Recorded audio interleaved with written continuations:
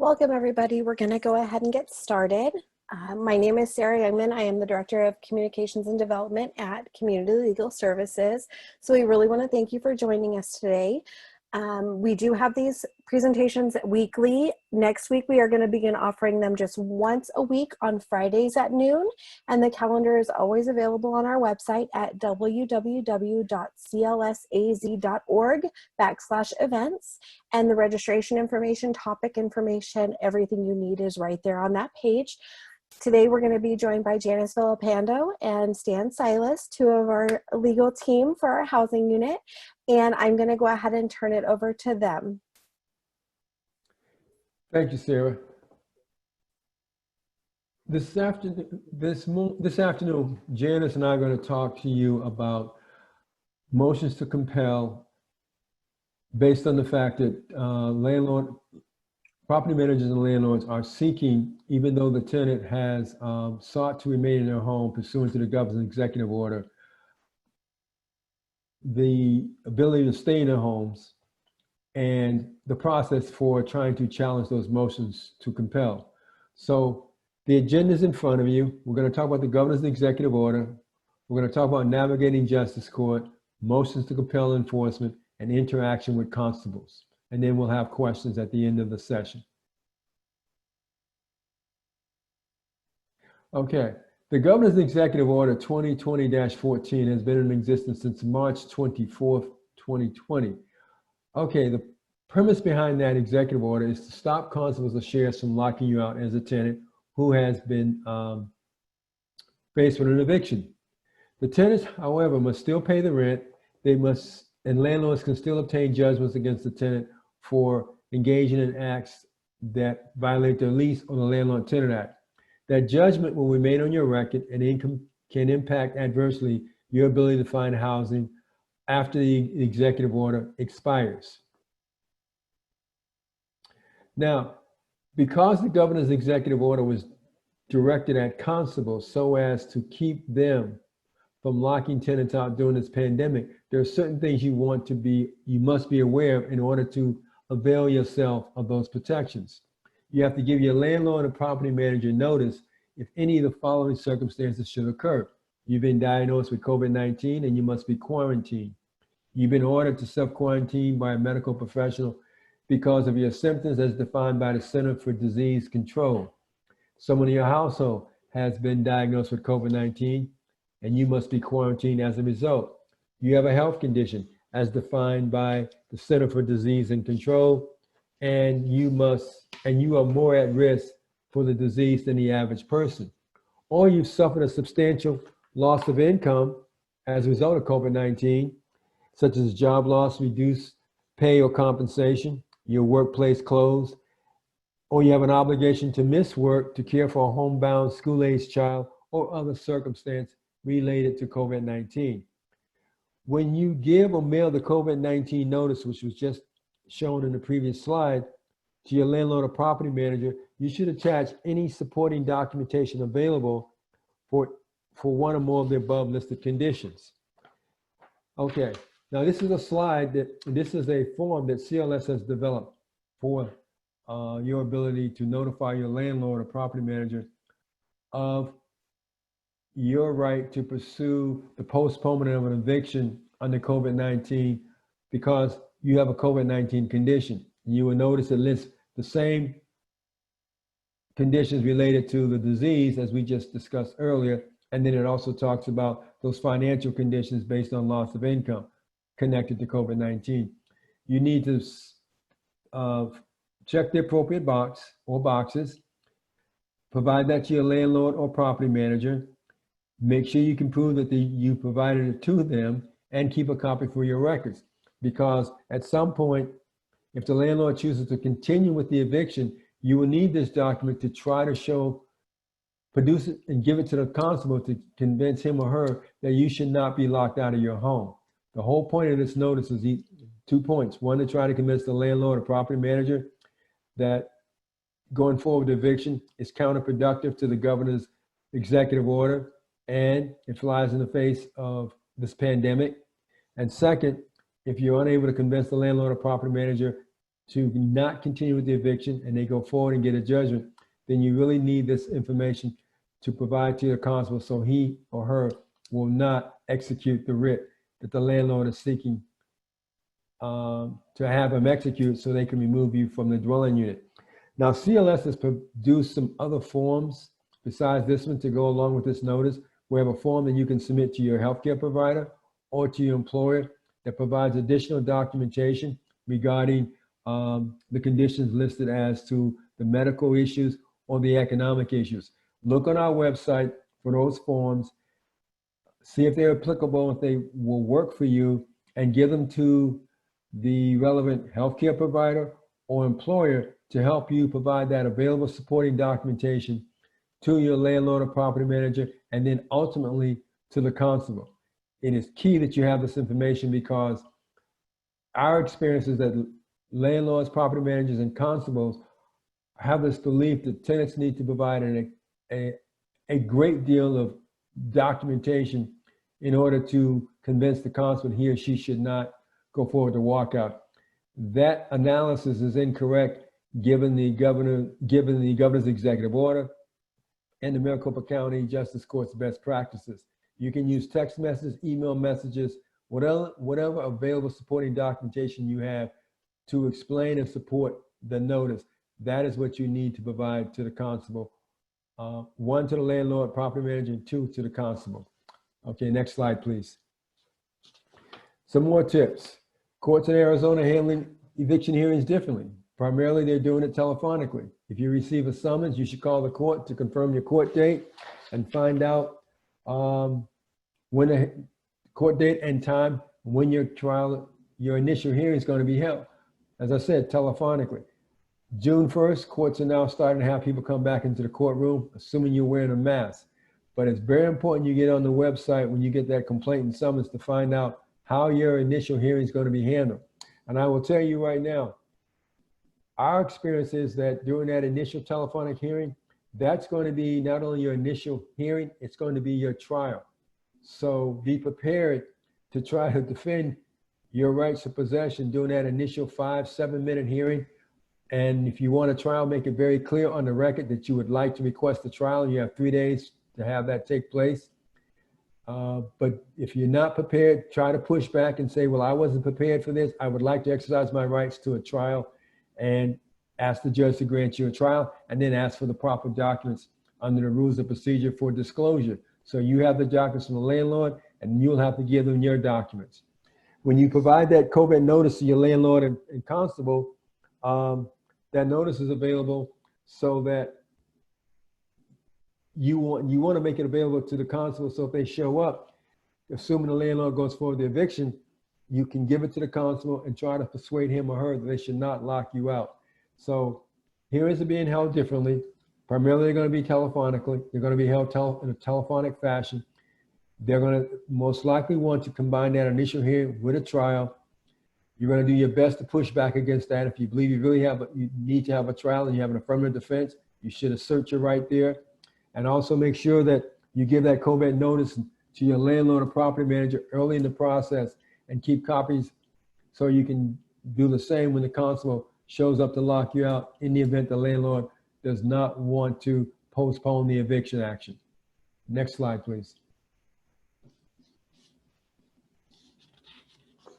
Now, guidance for processing eviction actions during the COVID-19 pandemic. Just going to reiterate some of the things we already said. This process applies to tenants that received an eviction judgment in Arizona's justice courts. The tenant must complete and submit to the landlord the lockout form, the postponement of the lockout per the governor's executive order, and the tenant must acknowledge the rental contract terms of the lease and they're still in effect. So those are, once you submit that form, you have to also sign it and acknowledge that the lease is still in effect. And you also want to continue trying to pay the rent. If the landlord refuses the rent, you want to document that, and you do not want to spend that rent money. So those are the things that you need to do as part of the pandemic to try to convince the landlord not to go forward with the eviction. And what's critical is that you use that notice for postponement on the lockout. Next slide, please. We want to talk briefly about this other notice that has to do with subsidized housing. This is a notice, this is a form that CLS has created, and it's only for tenants who are residing in rental property where you're either on the Section 8 Housing Choice Voucher Program or there's some other form of housing which is subsidized by the federal government. If you are, then you have the ability to say to the landlord, you should not be evicted for non-payment of rent, and you should not be charged late fees. You want to try to find out specifically what type of housing program, what type of funding has been provided to the landlord or property manager, landlords, because they're the owners of the property, pursuant to federal housing law that will allow you to say to the landlord or property manager, you should not be evicted under the CARES Act because your housing receives federal subsidies. Okay, and we're working on websites to address that now. Okay, now the next slides have to do with the Council of Law Enforcement Officials, and this is the part where we talk about the motions to compel what landlords and property managers are seeking when they do not want to discontinue trying to process the eviction. The next lawyer you're going to hear from is Janice Villapano. Janice?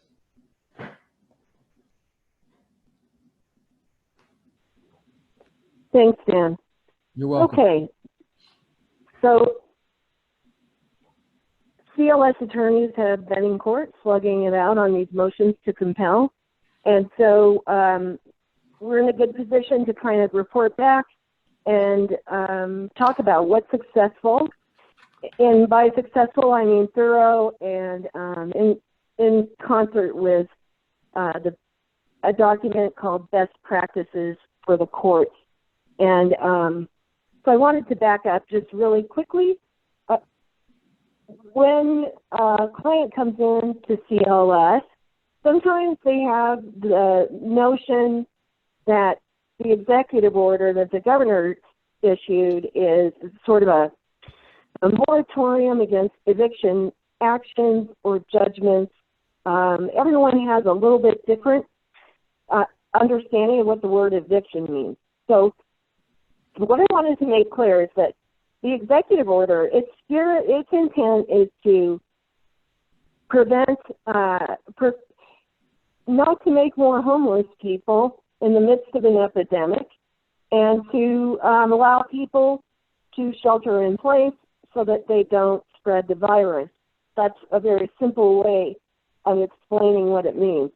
It's not necessarily geared toward giving everyone a break from their rent or giving landlords a break from their duties under the lease agreement that they've got with their tenants.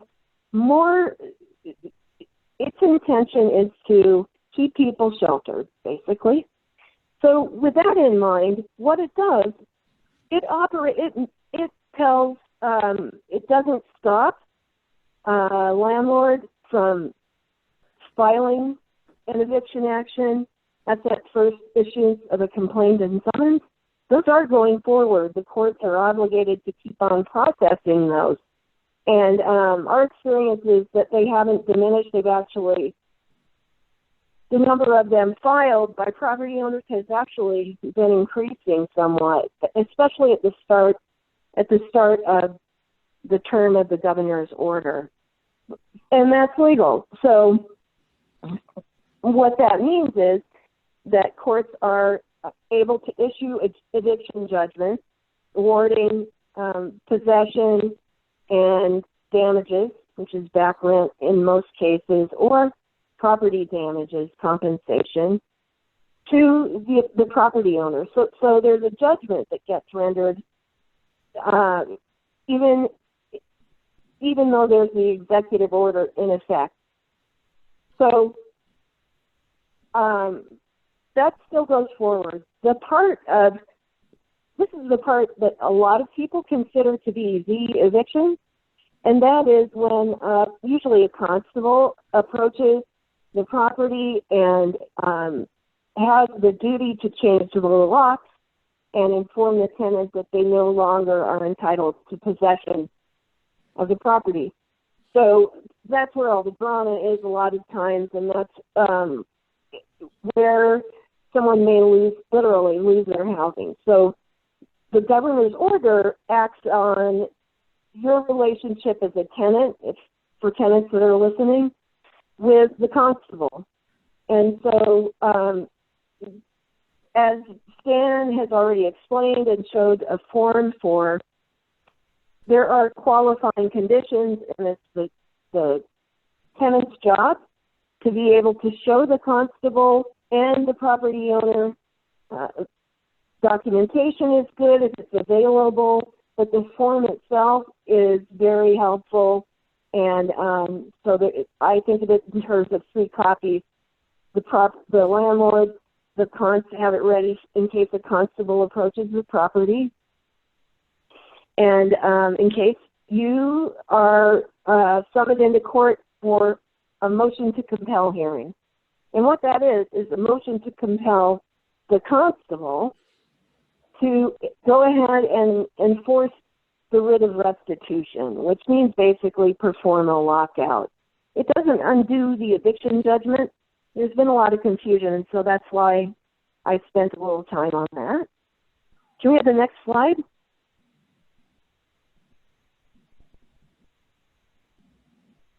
Okay. So much like the underlying eviction or special detainer / original eviction lawsuit, these motions to compel hearings run pretty fast. So as this slide shows, they're expedited for the most part. We've had a little bit of problems with tenants getting notice of these, and you don't want to, should you be a tenant and get one of these notices, you want to appear. Motion to compel, it sounds like it's compelling you to do something, but it's really compelling the constable, and the landlord is asking the court, please tell the constable to go through with the lockout despite the governor's order. So it's overriding the governor's order in effect, and you'll probably get notice of that hearing. I've heard of clerks of the court calling tenants, which is great of them, and letting them know, hey, there's a hearing coming up. You might want to be here at this date at this time. I've heard of constables knowing about hearings coming up before the tenant did and letting them know. So that is great. I'm thinking that it might be a good practice to be able to look your case up on the Justice Court has a fantastic search feature and website. You can go to search case history, and it's like Googling yourself, put your name in there, and up will pop not your personal information, but sort of a calendaring or docket sheet. You can look on there and see if there's been a hearing set for a motion to compel. It's sometimes, some of the justice courts have been calling it an order to show cause, which means the court is ordering the litigants to show up in court and the tenant to show why they should not be locked out, and the constable should not be ordered to go forward, and for the owner of the property to show why. And we'll get to the grounds that these are both based on. The property owner will be trying to show the court that it was in basically the interest of justice or some sort of an emergency. So that's a really long way of saying go to your hearing. A lot of them are still held telephonically. Rely on the clerk's offices are good. Call them and ask questions. How do I appear? And some are still telephonic, but some are in person now. And some require wearing a mask. I think a great many of them. Just something to remember. So, okay, if we can have the next slide. So what happens when you get in the courtroom? Well, here's what the participants are asking the court to do is to kind of do an extraordinary thing. The landlord is asking the court to order the constable to proceed and thereby override the governor's order. And the tenant is asking for the court to uphold or enforce the governor's order in as much as it puts a pause on the lockout and a pause on the constable.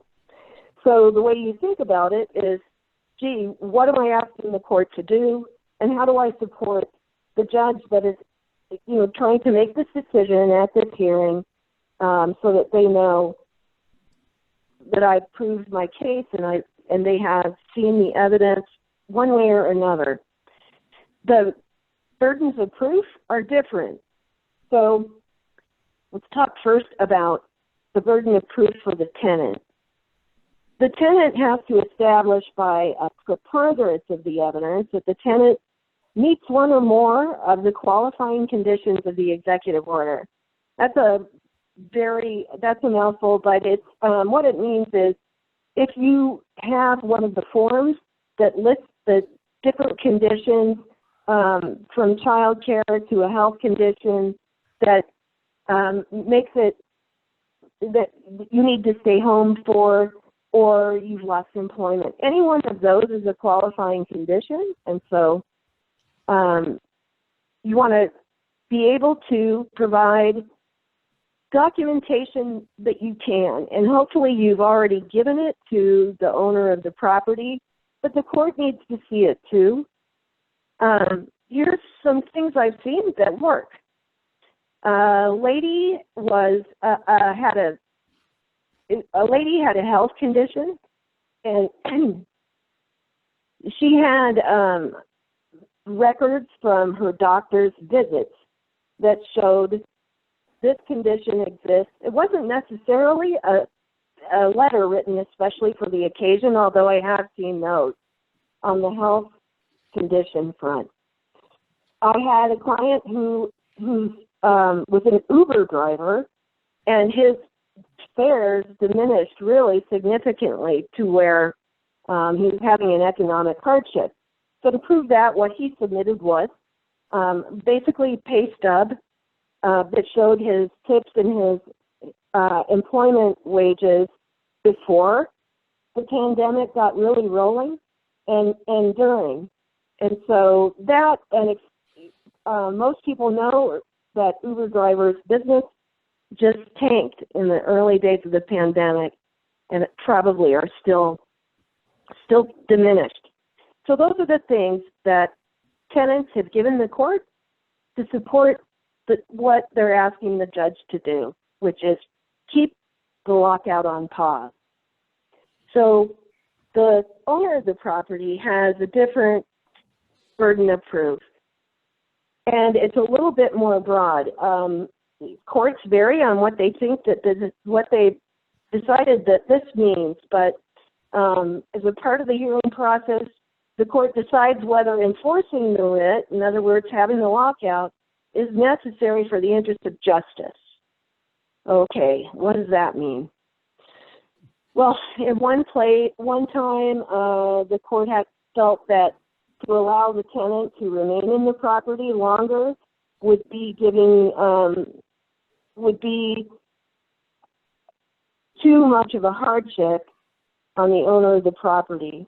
So that in the interest of justice, the court held that the constable should go through and seize possession of the property for the property owner.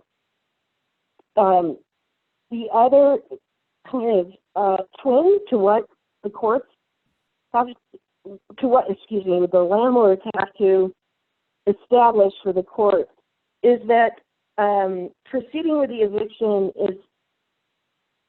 is in accordance with ARS 33-1368A. What does that mean? That is the section of the Landlord-Tenant Act that has most of the more urgent breaches of the lease in it as grounds for eviction.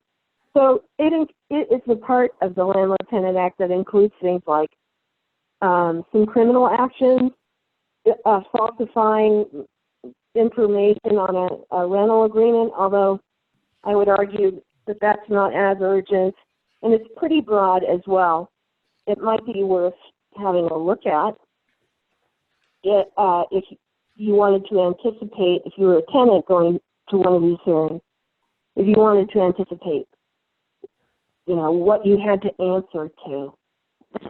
So, oh, one more thing. It's really important to, I always, when I'm in court, if I'm asking the judge to make a decision, you know, my way, I try and think of it as giving the judge support. And that's what any documentation you have of your qualifying condition does. That's important. Also, the governor's order emphasized that tenants should acknowledge that they understand the rent doesn't go away. It continues to accrue. And the other thing is that they understand that the terms of their rental agreement, be it a written lease or a month-to-month agreement, that the other terms are still in effect. And those are another way to give the judge, if you're a tenant, support to say that you understand that. I think most people by now are understanding, you know, they're not asking the court for a free ride from rent. They really aren't. So those two provisions are helpful if you can say those to the court. And next slide. Okay, you can reach us in these three ways. So internet, phone. So our triage department is taking applications, and they have, I'm not sure these hours are still in effect, but it looks like in Maricopa County we're taking on applications until 3. Well, our triage folks are equipped to give some legal information and sometimes even brief advice. And so it's well worth to have your questions ready. And if they can't answer it, they'll move the application on. So next slide.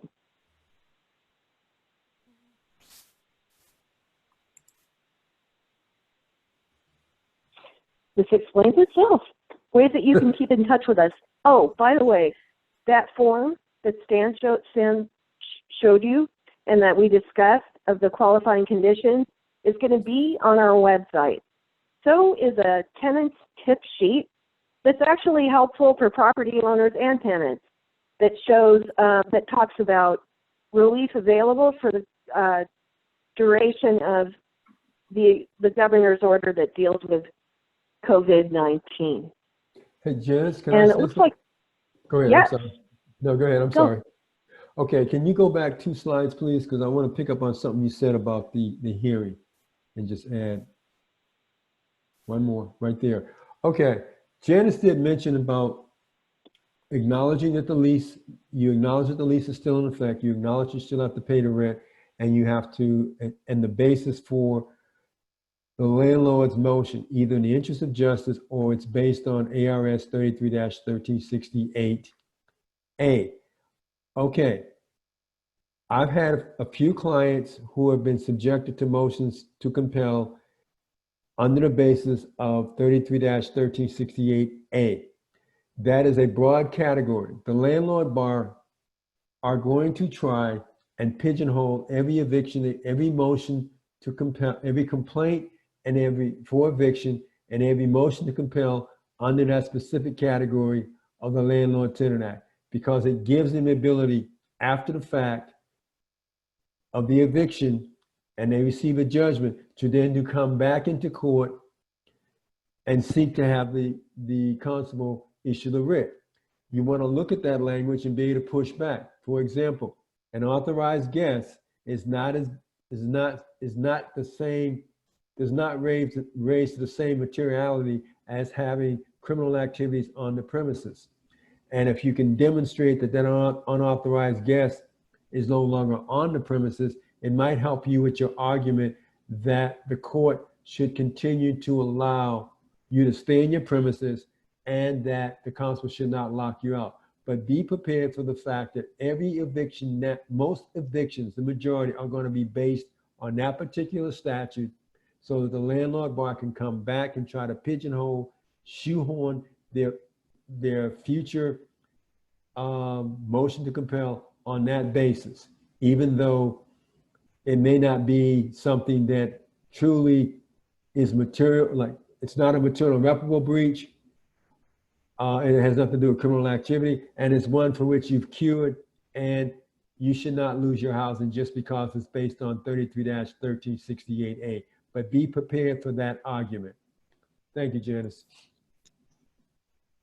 All right, this is Sarah. So Janice and Stan, we do have one question. It says, you say tenants should pay their rent June 1st. Is that current rent? And an additional question, is eviction based on past due rent that tenant will pay to will try to repay later before July 25th secession of EO? I'll take a crack at a little bit of that. First of all, yes, rent needs to be paid June 1st, or the offer needs to be made, and it needs to be documented in writing that you offered it. And then you need to take that money, if the landlord's not going to accept it, and go put it in an account somewhere and do not spend it. If you've got a payment plan in place and you're supposed to make payments of a certain amount on a certain date, you absolutely have to make those payments of that amount that's been agreed to on those days that's been agreed to. The rest of that, I'm not so sure I understand. Janice, your thoughts?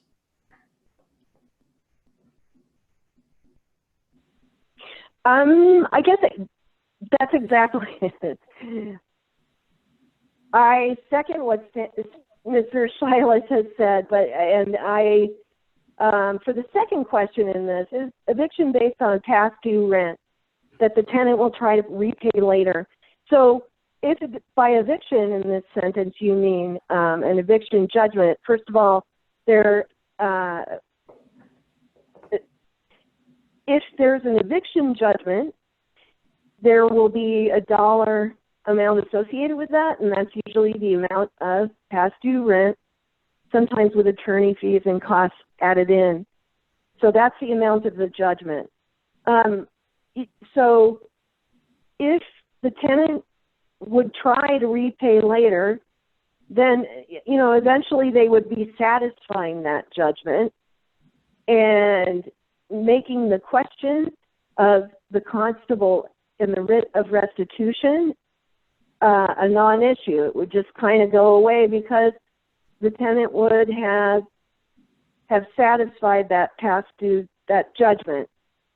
That doesn't mean that it wouldn't be possible to obtain a new eviction judgment, but yeah, I think that's all I've got on that.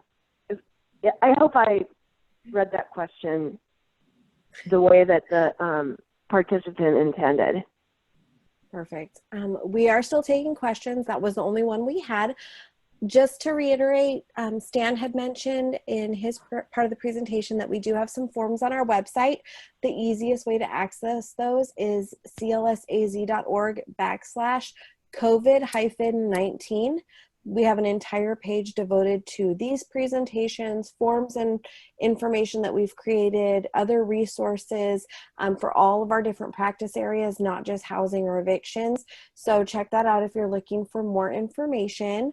We also, again, want to thank everyone for attending today. We will be continuing our webinars. However, they will change just a little bit. We are no longer going to be focusing on specifically COVID-related issues, but legal issues that our community is facing at this time. Those will be every Friday at noon, and all that information will be on our website as well.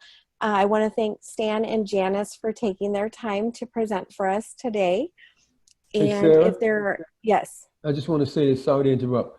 Also, Janice and I both want to say, in regards to these making payments for rent, me personally, do not trust lock boxes. I've had clients who have made payments vis-a-vis lock boxes. Payments have somehow not been received by landlords and property managers.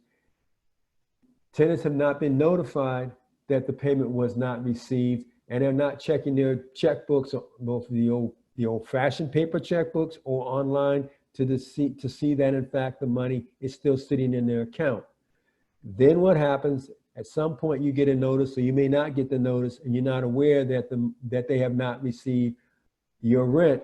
And so the clock is running, late fees are being added up, and if you didn't receive notice, so you claim, they're going to move at some point for an eviction for non-payment of rent, and then you're going to see that notice appear with the summons and complaint. And you're going to say, well, I never knew that they did not receive my payment. So I would strongly suggest, if you have to pay by a lockbox, you get your phone out, you bring another adult with you, you put it in the lockbox, you make sure you got the date, stamp, time, and place when that payment was made, and you follow up immediately with the landlords.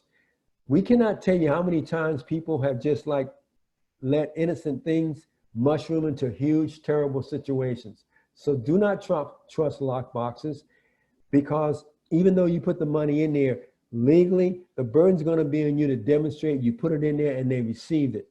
So follow up, make sure they got it. And if they don't have it, get back in there and get your rent paid, because you will be looking at a non-payment of rent situation, because landlord will claim they did not have your money, or they found it days later, and they're going to still want you to pay late fees and possibly court costs and attorney's fees if they have to pursue it in justice court. So that's all I have to say about that.